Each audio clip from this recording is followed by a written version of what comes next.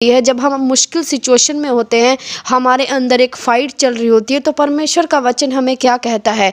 क्योंकि पौलुस भी परमेश्वर के वचनों में बढ़ता था, परमेश्वर के वचन में चलता था। अगर आज आपकी भी परीक्षा हो रही है, आप भी अपने आप से फाइट कर रहे हो, शारीरिक और आत्मिक युद्ध आपके बीच में हो रही है, तो ये लड़ाई पौलुस के साथ भी हुई। उस वक्त पौलुस ने क्या किया, क्योंकि जब भी हमारे जीवन में परीक्षाएं होती हैं, बहुत सारी सिचुएशन हमारे जीवन में खराब हो जाती है, जिसका हमारे पास कोई जवाब नहीं होता कि इसका हल कैसे होगा। परमेश्वर का वचन क्या कहता है कि ऐसे सिचुएशन में हमें क्या करना चाहिए ताकि हम परमेश्वर में स्थिर बने रहें। क्योंकि ऐसे सिचुएशन के द्वारा अगर परमेश्वर का वचन आपके पास नहीं पहुंच रहा है, परमेश्वर की बुद्धि आपके पास नहीं पहुंच रही है, परमेश्वर के भेदों को अगर आप नहीं जान पा रहे हो, तो वही मुश्किल, वही जो आपके जीवन में ट्रबल चल रहा है, वही परीक्षाएं आपको भटका सकती है अगर आपके जीवन में परमेश्वर का वचन नहीं है तो। क्योंकि जब भी हमारे जीवन में परीक्षाएं होती है, तो परमेश्वर चाहता है कि हम परमेश्वर के ज्ञान में बढ़ें, परमेश्वर के वचन में बढ़ें, जो परमेश्वर के तरीके हैं उनके तरीकों में बढ़ें, वो तरीके सीखें कि हम अपने जीवन में उन चीज़ों को कैसे लागू करें, ना कि अपने परीक्षाओं में दुखी रहें, ना निराश रहें, ना परेशान रहें। परमेश्वर के वचन में हम पढ़ेंगे 2 कुरिन्थियों 12:9। पौलुस क्या कहता है, जब पौलुस परीक्षाओं में था, ट्रबल में था, शारीरिक सिचुएशन से निकल रहा था, बीमारियों में निकल रहा था, तो परमेश्वर का वचन उसके पास पहुंचा और वो कैसे रिएक्ट कर रहा है अपने सिचुएशन में, अपनी मुश्किलों में, जब उसकी परीक्षाएं हो रही थी।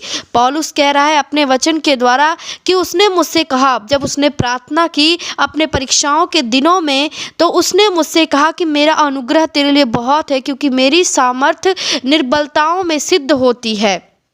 इस वचन का गहरा मतलब समझिए कि जब भी आप अपने चीज़ों में कमी होती है, आपके लाइफ में कमी होती है, आप वो चीज़ नहीं कर पा रहे हो जो परमेश्वर का वचन कहता है, आप निर्बल हो, तो परमेश्वर का वचन कहता है जब जब तू निर्बल होगा तब तब तू सामर्थी होगा। जब आपके जीवन में निर्बलताएं आपको घेर लेती हैं, परमेश्वर के वचन को मानने नहीं देती हैं, तो पौलुस कह रहा है कि जब भी आप निर्बल होते हो, परमेश्वर की सामर्थ आपको दिखाई देगी।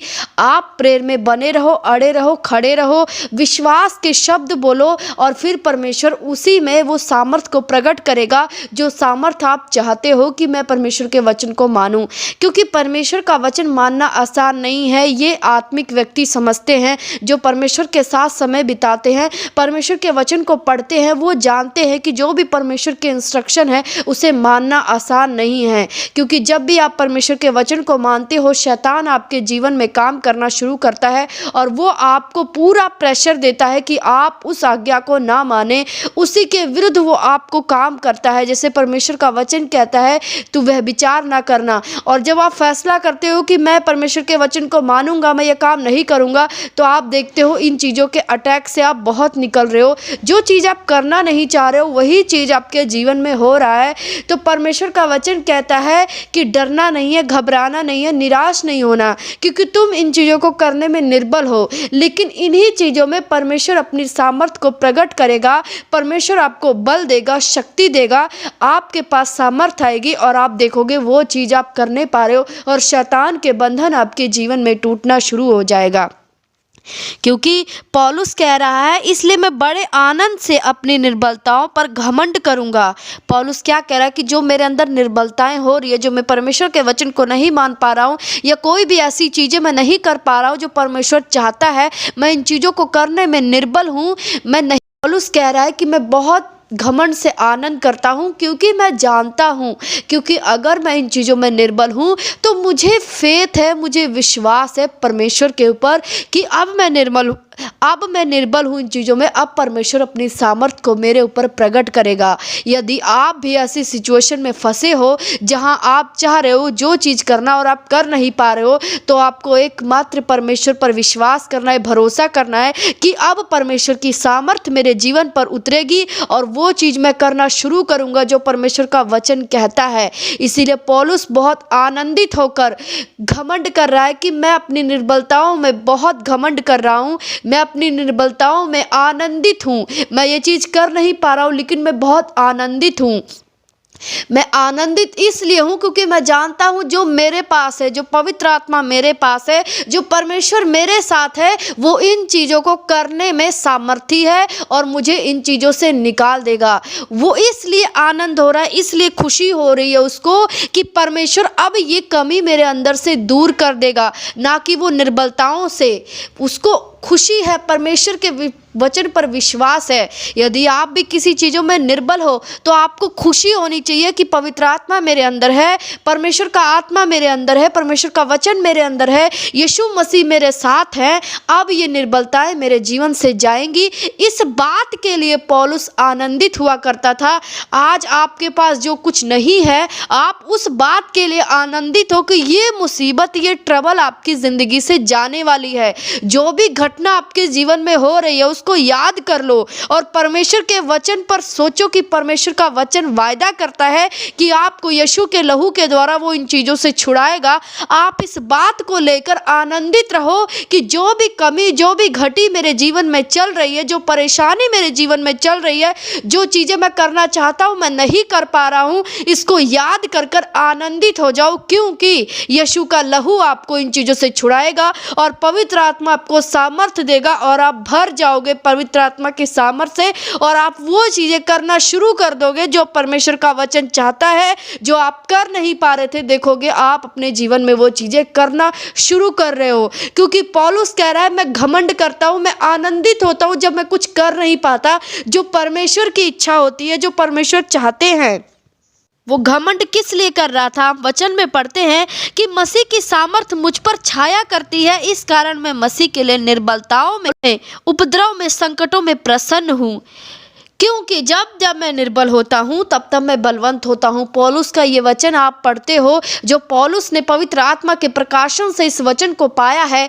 परमेश्वर ने अपने भेदों को पौलुस के ऊपर प्रकट किया है। उसके बाद जो उसके जीवन में हो रही थी वो इन बातों को शो करता है कि परमेश्वर की छाया मुझ पर है, परमेश्वर मेरे साथ है। अब मैं घमंड करता हूँ, मैं खुश हूँ जब लोग मेरी निंदा कर रहे हैं, मैं खुश हूँ जब परमेश्वर के नाम के कारण मुझे संकटों का सामना करना पड़ रहा है, मैं खुश हूँ जब लोग मुझे ताड़ना देते हैं, जब लोग मुझे बुरा भला बोलते हैं। परमेश्वर के लिए, परमेश्वर के कामों के लिए जब मुझे बुरा बोला जाता है, मुझे उल्टा बोला जाता है, मुझे गलत बोला जाता है, मुझे गालियां दी जाती है परमेश्वर के नाम के लिए, तो पौलुस कहता है मैं खुश होता हूँ, मैं आनंदित होता हूँ, इसलिए क्योंकि परमेश्वर का वचन मेरे ऊपर छाया करता है, परमेश्वर का आत्मा मेरे ऊपर छाया करता है। ये सब कमियां मेरे जीवन से निकल जाएंगी, क्योंकि अब मेरा एकमात्र परमेश्वर है जो मुझे इन सब चीज़ों से निकालने की सामर्थ देता है। क्योंकि परमेश्वर ने कहा मेरी बातें राज्य में नहीं सामर्थ है, क्योंकि जो बातें परमेश्वर करता है वो सामर्थी होता है, आपके जीवन में वो काम करना शुरू होता है। यदि आप अपने जीवन में किसी भी चीज़ों को लेकर निर्बल हो, आप कर नहीं पा रहे हो, आप सेवकाई करना चाहते हो, आप कर नहीं पा रहे हो, आप शारीरिक बंधनों से निकलना चाहते हो, आप निकल नहीं पा रहे हो, आप अपने परिवार के सिचुएशन में ऐसे फंसे हो, आप निकलना चाहते हो, आप निकल नहीं पा रहे हो, आप अपने घर के माहौल को बदलना चाहते हो, आप बदल नहीं पा रहे हो, आप वो चीज़ें बदलना देखना चाहते हो, अपने परिवार के हर एक मेंबर को, हर एक लोगों को जिनसे आप प्यार करते हो, आप चाहते हो कि वो निकल जाएं, वो परमेश्वर के वचनों को माने, आप चाहते हो, लेकिन आपको उदास नहीं होना है, आपको निराश नहीं होना है।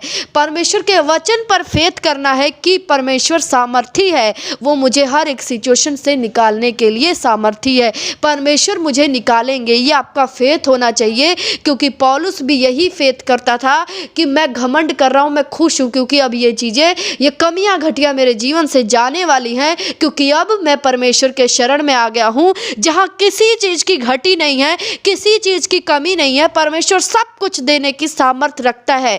जब ऐसा आपका फेथ हो जाएगा तो आप देखोगे कि आपके जीवन में वो चीज़ें बदलना शुरू हो जाएंगी, जो जैसे आप चाहते थे कि ये चीज़ें बदले, वैसे वैसे आपके जीवन में वो बदलना शुरू हो जाएगा।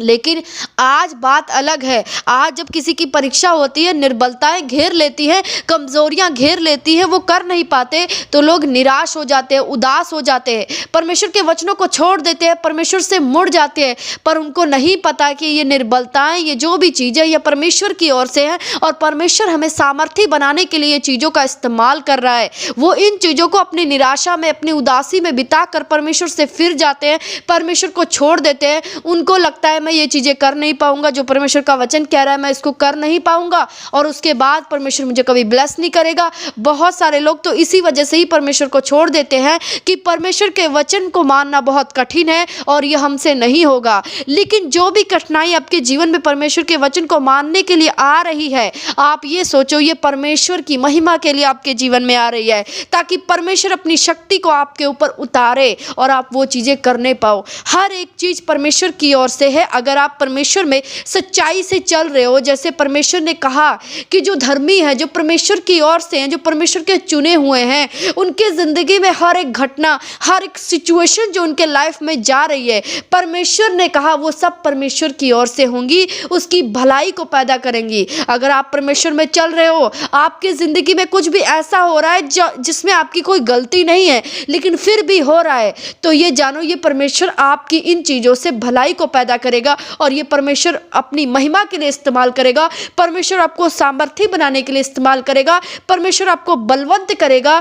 आपको परीक्षाओं में स्थिर रहना है, जैसे पौलुस स्थिर रहा करता था अपने परीक्षाओं के दिनों में भी, जैसे उसने वचन में लिखा है कि मैं दुखों में भी, मुसीबतों में भी, जहाँ गरीबी भी थी, गरीबी में भी, हर घटी में भी मैं आनंदित करता था, क्योंकि परमेश्वर की छाया मेरे ऊपर थी। मुझे पता है परमेश्वर मुझे इन चीज़ों से निकाल लेगा, ये चीज़ें मेरे जीवन का हिस्सा नहीं है।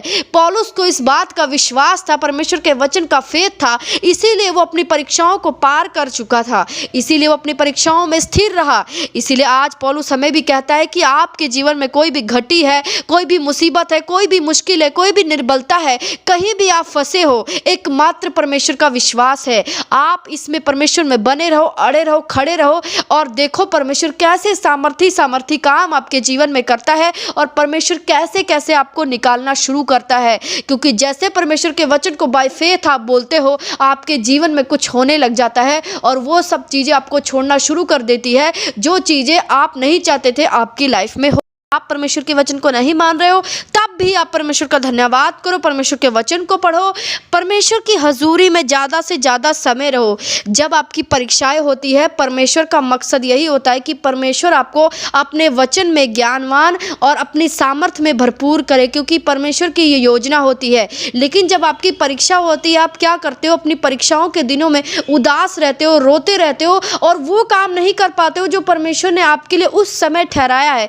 कुछ समय आपके जीवन में परीक्षा की होती है, वो परीक्षा इसीलिए होती है कि उस परीक्षाओं के दिनों में आप सामर्थ्य में भरे, परमेश्वर के ज्ञान में भरे, ना कि अपनी मुसीबत मुश्किल को देख देख कर उदास रहे, निराश रहे कि परमेश्वर ने मेरे जीवन में कुछ नहीं किया, परमेश्वर मेरे साथ पता नहीं करेगा कि नहीं करेगा।